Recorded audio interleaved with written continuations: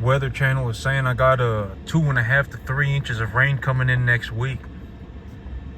And so I figure what I'm gonna do is this weekend I will be liquidating calves. The rain that was supposed to be here on Saturday, they were saying that there was like a 50% chance of it raining on Saturday morning and Saturday evening, but they've dropped the percentages to about 20%. And so Saturday, I don't think it's gonna rain. And if it doesn't rain on Saturday, if it doesn't look like it's gonna rain on Saturday, if it doesn't rain on Saturday, I'll either take my calves up to market on Saturday morning or Sunday morning. And I will liquidate cattle this weekend. And 2.5 to 3 inches of rain is a pretty good bit of rain. That's about enough rain to, that's about a month worth of rain. 3 inches of rain, 3 to 4 inches of rain is about 1 month worth of rain. So if it does rain 3 inches, that's going to be a good bit of rain. And so the big idea is to take these animals to market. If it doesn't rain on Saturday, and and the rain got pushed back to Thursday, and it got pushed back to Thursday, and so I may just go ahead and buy calves on Monday. I may just go ahead and sell my cattle on Saturday, take my animals to market on Saturday, Sunday, and then buy calves on Monday. I may just go ahead and do that.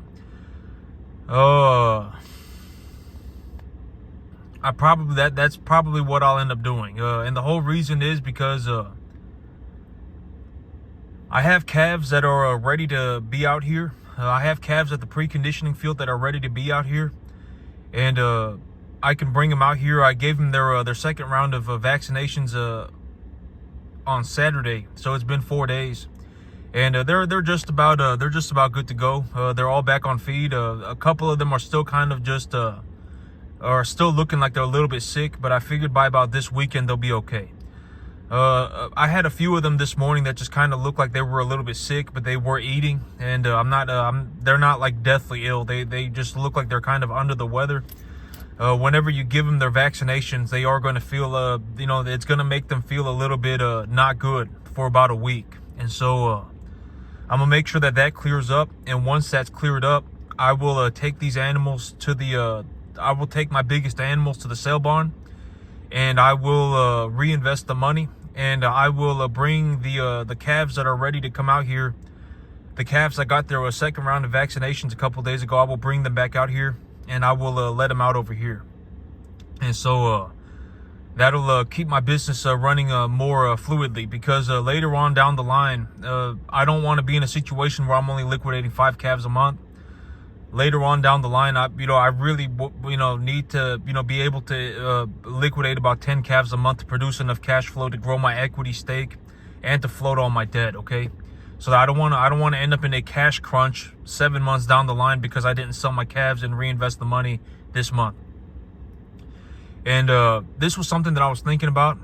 One of the things I've always said that one of the big things about, from what I see in the average person is the solution to effectively every problem in the world that we are having today. It's the average person. The average person is the solution. Chances are you're not a lizard. Okay, a lot of you, chances are you're not a lizard. All right. Chances are that you're plenty smart. You're more than enough smart to effectively just be able to, learn how to do anything. All right. Chances are you're not a lizard. But also, chances are that you're a massive pile of problems. All right. I've always said that the average person is not dumb. The average person is not a lizard. The average person is an idiot. That's the big issue. Okay. What do I mean by you're an idiot? The average person is an idiot. You go 180 degrees in the wrong direction. That's one sign that you're an idiot. Okay? I was born with the answer. That's another sign you're an idiot. You're looking for some magical shortcut. Do you think your life is a journey? That's a sign that you're an idiot. You have nothing to show for it, but you have a bunch of opinions. That's a sign that you're an idiot. And when I talk about these things, I'm not getting a kick out of it. I'm not a malicious person. I don't find it amusing. All right, because there is like this cosmic kind of gravity, right? It's like, you got a bunch of people that can do a lot of things for the world, but you turned into a net negative, and now you're an idiot. Now you're not going to make it to the 10% mark if you live to be 5,000, right? You don't want to end up in a situation where you're going 180 degrees in the wrong direction. You've got to the you've went on some magical journey, and now you're out in the middle of nowhere by yourself, and you have nothing to show for it, and you're flailing like some idiot, all right, like some moron, all right. You don't want to end up in that situation, all right. You can learn how to do almost anything. If you are of average IQ, you can learn how to do almost anything. You don't want to learn to become an idiot, okay? And when I talk about these things, I don't get a kick out of it. I don't think it's amusing. I don't think it's funny, all right? A lot of you are, the average person is capable of doing just about anything on the entire planet. You can learn how to do just about anything. Different people are good at different things, all right? One person is not going to solve all the world's problems. Like if I was responsible for some math thing, we would all be doomed, right? If I was responsible for some math, thing, then we'd all be doomed. Okay. One person is not going to solve all the world's problems. All right. People are good at different things. Different people are good at different things. Okay. You don't want to end up in a situation where you're a net negative. And so, the average person is not a lizard, okay? The average person is not dumb. The average person is an idiot. And you don't want to end up in that situation. Here by this weekend, I will be liquidating cattle, and I will be reinvesting the money back into my business. And a lot of people have one of the things I think that a lot of people have a difficult time with is boredom. And, a lot of people have a difficult time with boredom. But I will tell you that boredom is much better than excitement. Boredom is much better than excitement. I think that this is something that it needs to be a change in the psychology of the average person. Boredom is better than excitement. It is. You don't want to be in a situation where things are too exciting.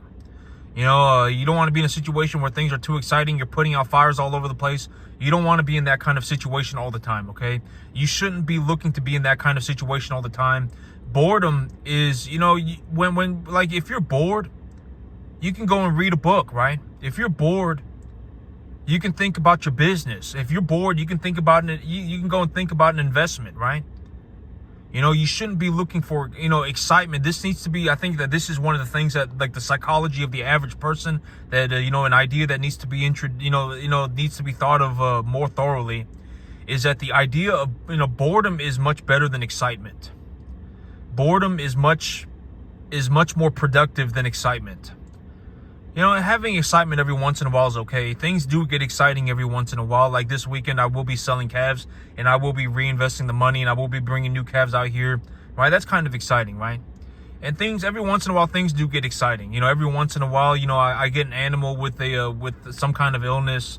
And when I talk about excitement, I'm not talking about like happiness, okay? Like when an animal gets ill, when I talk about, exciting, it's like the elevated heart rate and things like that, right? I mean, there are times when things get exciting, okay? And I'm not talking about like happiness, right? Sometimes an animal gets sick. Sometimes you have an illness that's spreading. Sometimes, your business does better than you thought. And sometimes you make more money than you thought. Sometimes, you go into the sale barn and buying a bunch of cattle, right?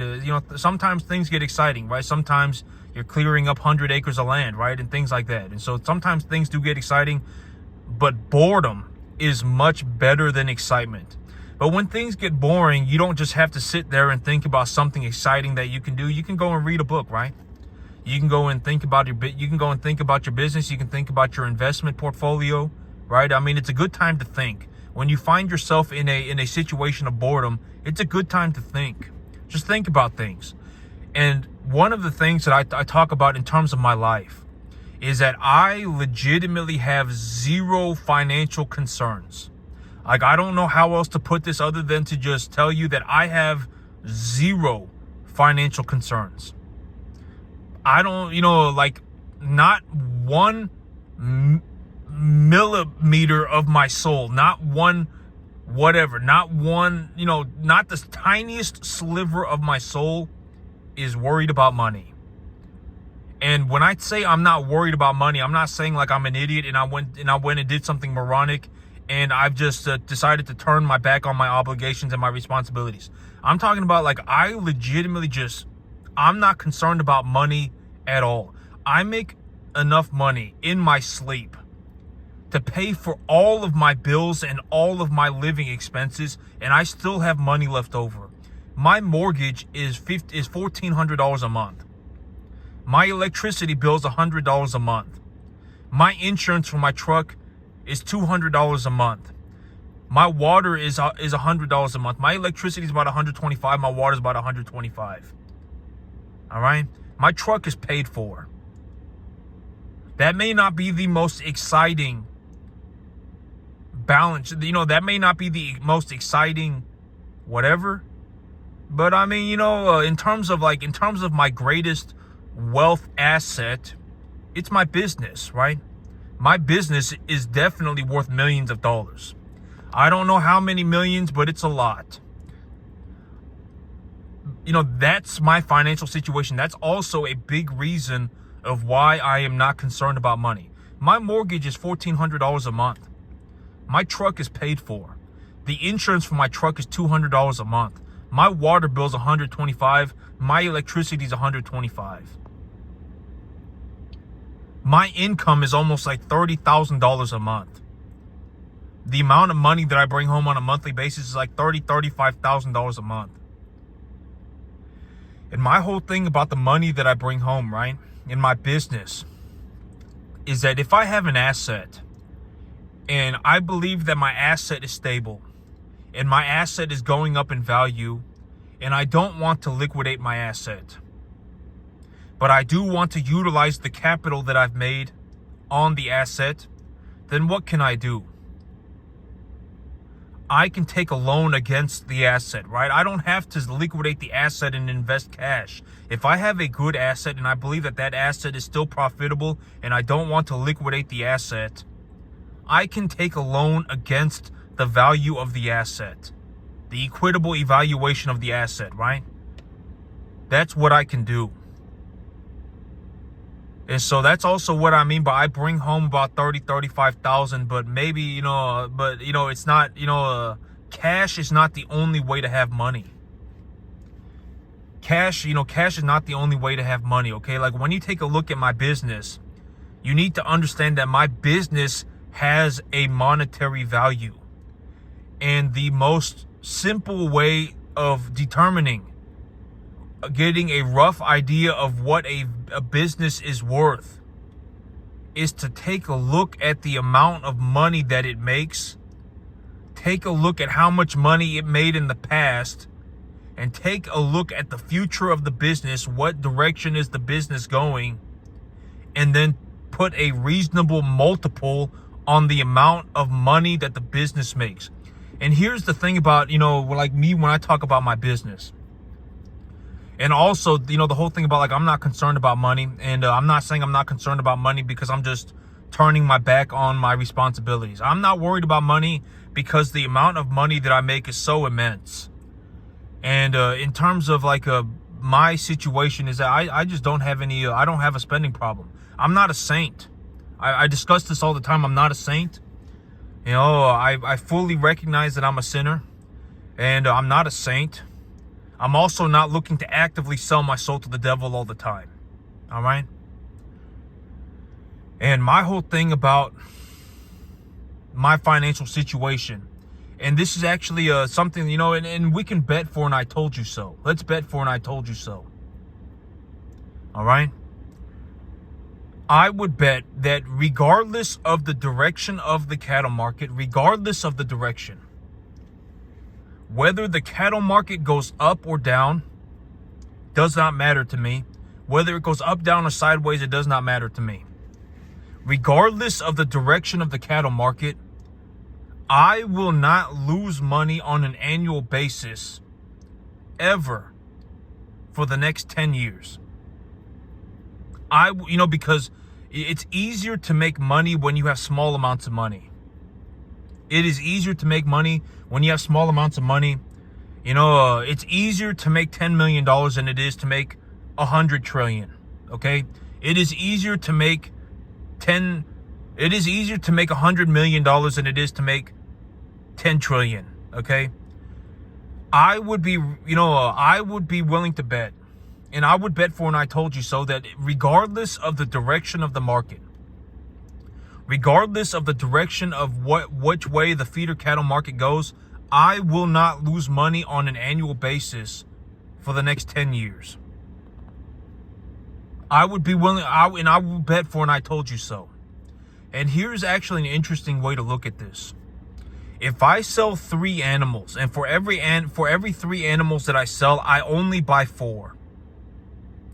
Let's say that that's all that I do. For every 3 animals I sell, I only buy 4. If I sell 3 and I buy 4, how much of a return on my investment would I be making? 33%, right? And if we were to annualize this return, how much annual return would I be making on my money? It takes me 7 months to run an animal. It would be about like somewhere around 55 and 60% or something like that. I'd be making like a 55% return on my money on a yearly basis, right? I'd be compounding at 55% a year if all I did was sell 3 and buy 4. If that was all I did, forget selling 5 and buying 11. Forget that. Forget selling 5 and buying 9. If all I did was sell 3 and buy 4, if that was all I did, number one, my equity stake in my business would constantly be going upwards. If I sold 3 and I bought 4, and I have, let's say that right now I have, let's say I have 30, well, by next week I'll have about 42. So let's say I have 42 animals, right? And if I have 42 animals, and for every 3 that let's make the numbers easy. Let's just say that I have 30 animals. Well, what's 3 times 7? That'd be 21. Actually, 42 will make the numbers easy. So if I have 42 animals and I'm running them on a 7-month basis, I would be selling 6 animals a month, right? And if I sold 6, I would be buying 8, right? And if I sold 6 out of 42, that would put me at 36. And let's just round it down to 35, because that will make the numbers easier, and 36 is kind of a bad juju number. So let's go to 35, because for every 5 animals, I produce about 1 penny, and who knows, one of the animals may die, right? It happens, and it's unfortunate, right? And so I have 35 animals, and those 35 animals produce me 7 pennies. And I sold 6, and I made enough money to buy 12. Let's say I made enough money to buy, let's just say 12 to make the numbers easy. And I only need to buy 8. So if I leveraged against my balance sheet, that would get me 7 animals. And I would only have to buy 1 more to keep my business running sideways. Because the money that is in my business, the money that I've made but I have not paid myself, that is still my money. This is very important to understand, right? The appreciation value of my assets is still my money. I just have not paid myself the money yet. So if I sold 6 and I made enough money to buy 12, and I'm looking to only make a 30% return or 33% return on my money, that means when I sold 6, I would be buying 8. And I still have my 35 animals at home, and those 35 animals have produced me 7 pennies worth of money, right? They've gone up in value by about 7 small cattle worth of money. If I leveraged against my balance sheet and I took my profits and I invested 1 more animal worth of money, that would be me putting a little bit more profit back into the business, right? That would effectively keep my business at an equal proportion of debt to equity. and it would grow my business by 33% over 7 months, over an annualized, over an annualized, over an annualized return. It'd be like 55%. All right. And if I have, and so, I mean, that's one way to look at it. If that was all that I did, was sell 3 and buy 4, and I did that over a long period of time, I would still make a massive sum of money over the long course of time. If that was all I did. My situation right now, from what I see right now and what I am doing right now, is that I have zero financial concerns. I am not worried about anything financially at all. 0%. I don't want to buy anything. I don't have some unrecoverable amount of debt. I'm not up to the eyeballs in debt. I'm not, looking to go on a magical journey. I don't have some spending problem. I'm not a saint. I don't gamble. I don't do drugs. I don't have, 50 girlfriends. I don't have I don't even want to buy a Lamborghini.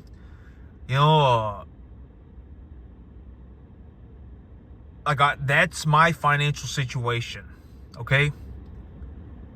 I'm not a saint, but I'm not a saint. I just do very well with money. I do very well with money. Even if I had nothing, I could redo everything in 30 seconds. That's also one of the big factors of me not being concerned about money, is that even if I had nothing, I could redo everything in 30 seconds. I could redo it all in 30 seconds. What does it matter? Right?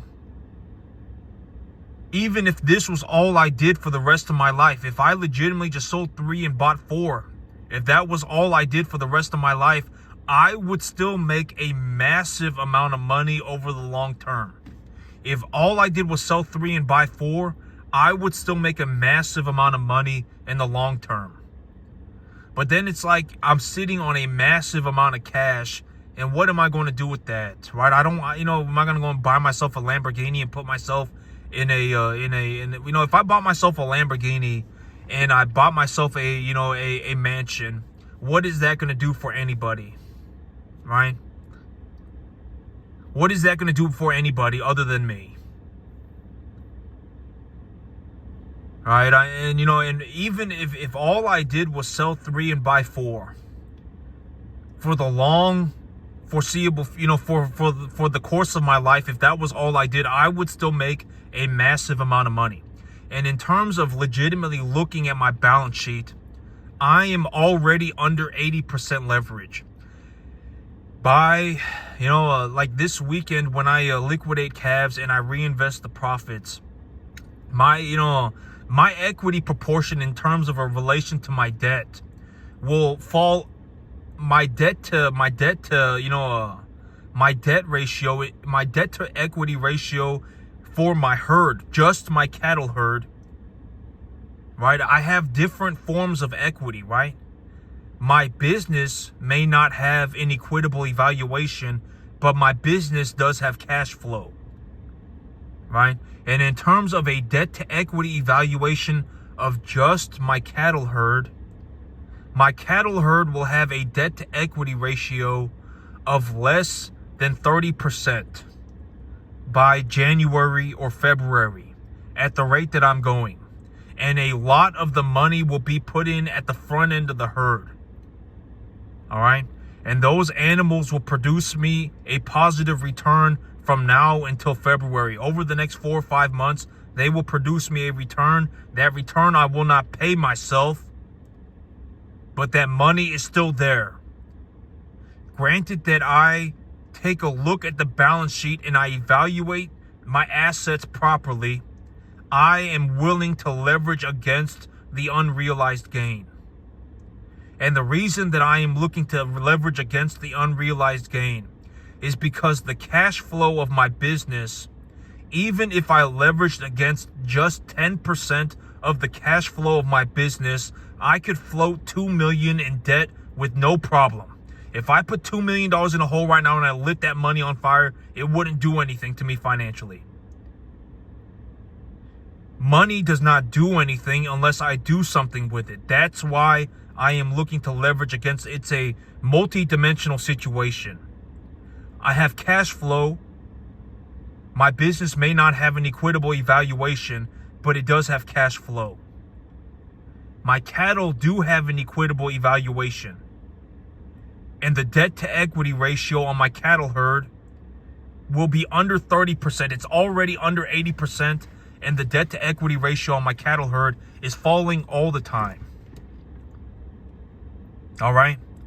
My cattle are getting bigger, and I'm reinvesting my profits into the front end of the herd. And when I reinvest the profits into the front end of the herd, it disproportionately adds more animals to the front end. So that money may not be showing up as a check in my hand, but it will make me money. And granted that I evaluate the gain properly, I would be looking to leverage against it. Why would I be looking to leverage against it? Because that money is not going to do anything unless I do something with it. And in terms of the amount of cash flow that I have, if I leveraged against 10% of my cash flow, I could easily float. If I leveraged against 10% of my monthly earnings, I could easily float $2 million worth of debt, and I would still have an excessive amount of money left over that I could reinvest back into my business to increase my equity stake and leverage against it again.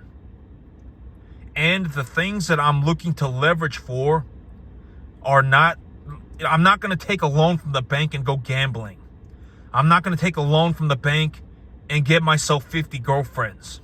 I'm not going to take a loan from the bank and buy 3 Lamborghinis and a mansion.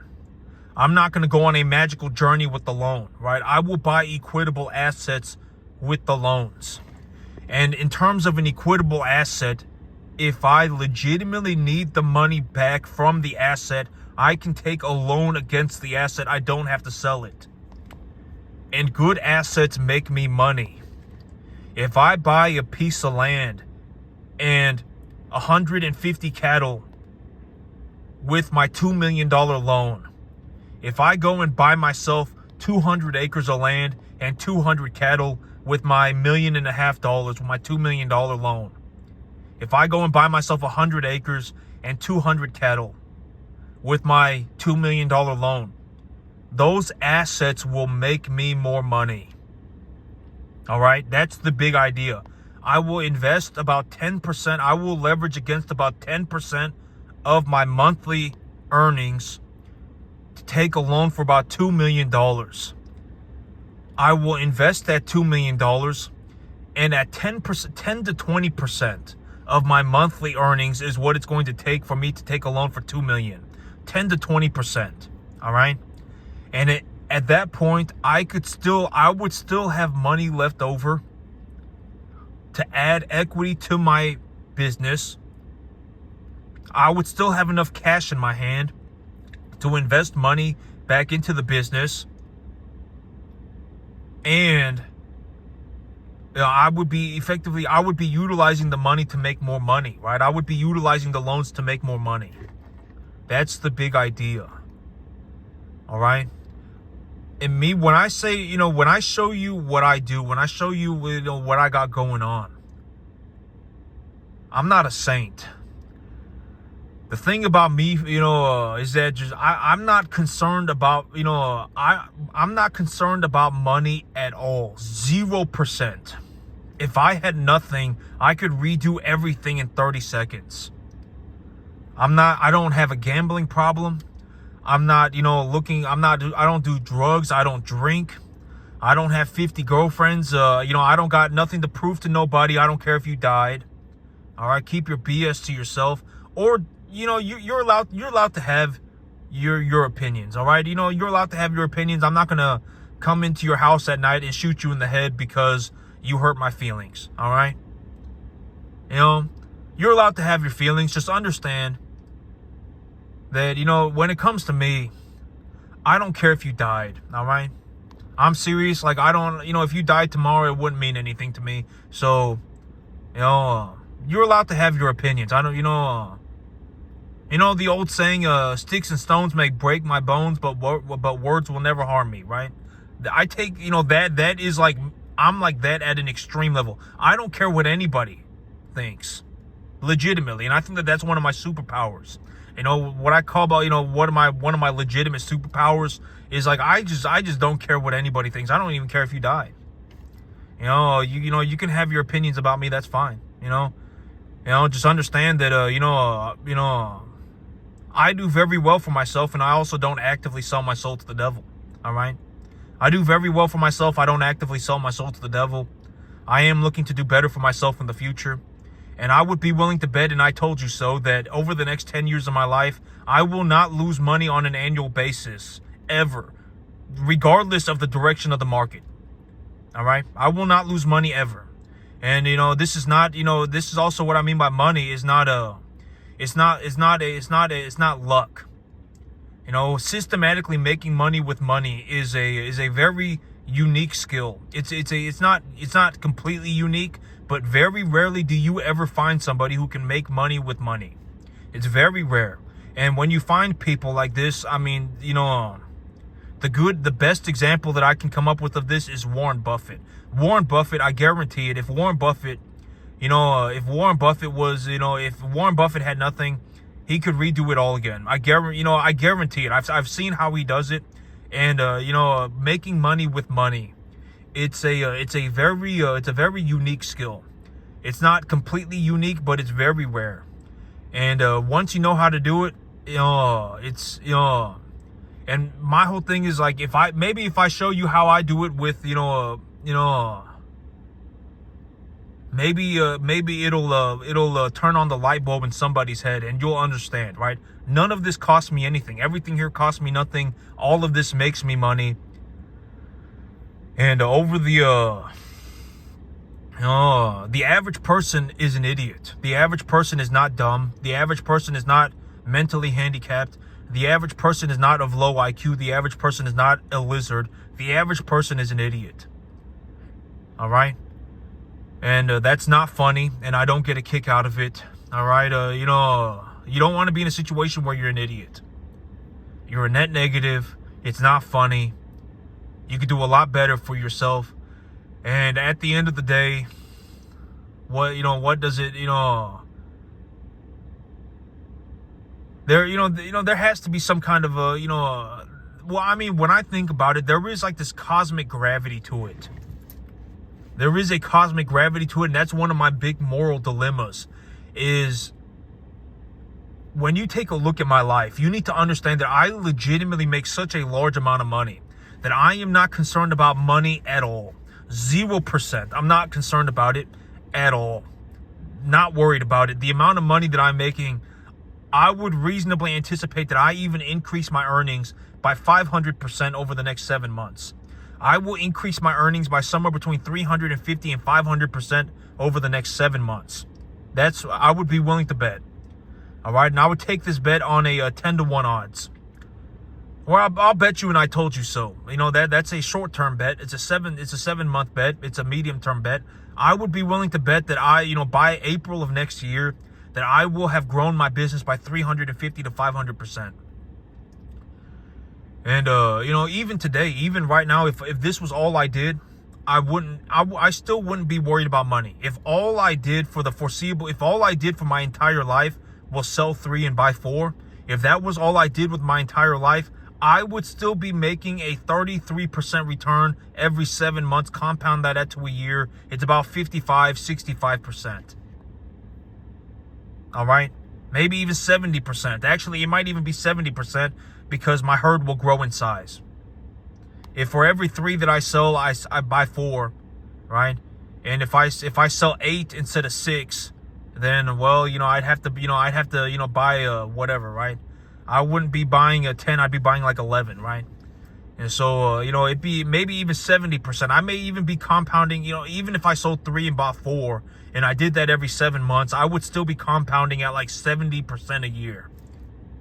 But then if I did that, if that was all I did, I would be sitting here with a crap load of money, cash.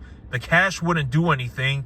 And and why would I do that, right? Why would I, what am I going to do with the money? Just look at it. It's not going to do anything. I might as well, my whole thing about capital is that there is a way to utilize capital to create positive change in the world. There is a way to do it. All right. Failure is not the only option. All right. Don't be an idiot. That's another sign that you're an idiot. If you think failure is the only possible outcome, failure is not the only possible outcome. We could live in a wonderful world, right? We could be mining asteroids. We could be going to Mars, right? We could be improving society by 50%. Why not, right? We could be improving things by 150%. Why not, right? That's another possible outcome. You don't want to be in a situation where you're an idiot. And the average person, from what I see, and when I talk about this, I'm not being malicious. I'm not being a horrible person. I'm not selling my soul to the devil. I'm being completely honest about it. The average person is a legitimate idiot. A majority of people are idiots. And if this is your if you take a look at it and you go, oh God, right, and you go out and you look to do better for yourself, and then that's fantastic. Or you can hate my guts. And if you absolutely hate me, I'm